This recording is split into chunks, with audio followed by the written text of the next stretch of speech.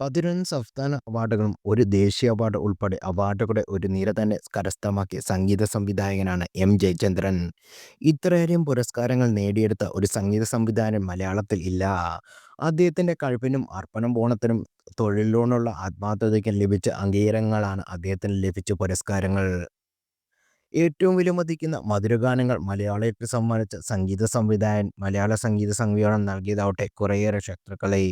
ഇത്രയധികം ശത്രുക്കളുള്ള മറ്റൊരു സംഗീത സംവിധായകൻ ഉണ്ടോയെന്ന് തോന്നുന്നില്ല.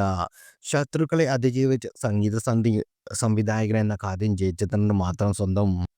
അദ്ദേഹത്തിൻ്റെ ഗാനങ്ങൾ ആലപിച്ച ഗായകരിൽ 12 പേർക്ക് 11 തവണയാണ് മികച്ച ഗായകർക്കുള്ള സംസ്ഥാന പുരസ്കാരങ്ങൾ ലഭിച്ചത്. വരികൾക്കും ആലാപനത്തിനും പെർഫെക്ഷൻ കാത്തു സൂക്ഷിക്കുന്നതാണ് അദ്ദേഹം.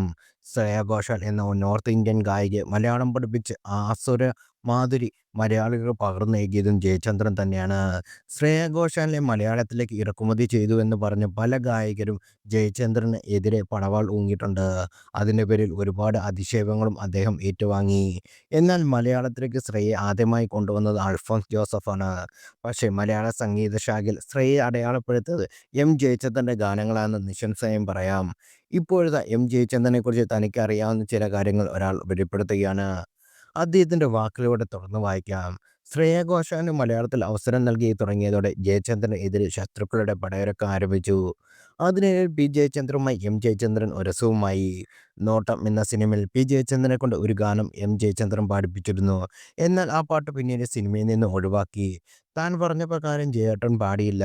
അദ്ദേഹം സ്വന്തം ഇഷ്ടപ്രകാരമാണ് പാടിയത്. മാറ്റി പാടി തരാൻ പറഞ്ഞപ്പോൾ പറ്റില്ലെന്ന് പറഞ്ഞു എന്നാണ് കാരണമായി അദ്ദേഹം പറഞ്ഞത്. ഇതിനെതിരെ പി ജയചന്ദ്രൻ പിന്നീട് പത്രസമ്മേളനം നടത്തി പ്രതിഷേധിച്ചു. ഇത് എം. ജയചന്ദ്രൻ ശത്രുക്കൾ അദ്ദേഹത്തിനെ അടിക്കാനാണ് ഒരു വടിയായി ഉപയോഗിച്ചു. മറ്റൊരു ആക്ഷേപം ജയചന്ദ്രനെതിരെ ഉയർന്നു വന്ന ഗായിക ചിത്രയുടെ ഭർത്താവ് വിജയ് ശങ്കറുമായി ബന്ധപ്പെടുത്തിയായിരുന്നു. വിജയ് ശങ്കറുമായി ജയചന്ദ്രൻ പിണങ്ങിപ്പിരിഞ്ഞു എതിരാളികൾ പുതിയ കഥകൾ മെനയാൻ കാരണമായി. അഹങ്കാരത്തിൻ്റെ ആൾരൂപം, കാപട്യത്തിൻ്റെ തമ്പുരാൻ എന്നൊക്കെ അദ്ദേഹത്തെ അന്ന് എതിരാളികൾ വിശേഷിപ്പിച്ചത്. അതുപോലെ ബി. ആർ. പ്രസാദ് അനുസ്മരണ ചടങ്ങിൽ വെച്ച് രാജീവ് ആലിംഗൽ ഞെട്ടിക്കുന്ന ചില വെളിപ്പെടുത്തലുകൾ നടത്തിയിരുന്നു.